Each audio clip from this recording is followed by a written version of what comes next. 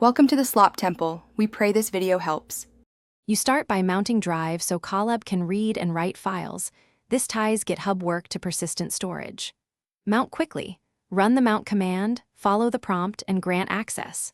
Once mounted, create a clear workspace folder, name it with your repo or project because you will clone into it.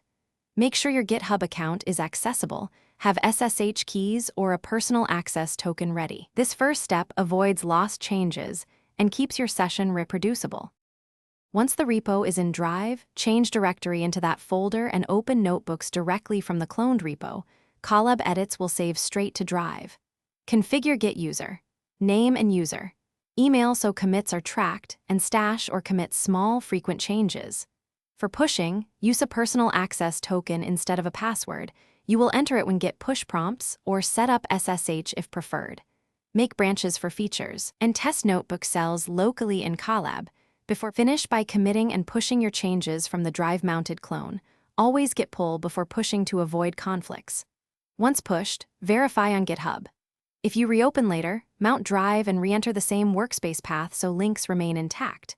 If push fails, don't panic.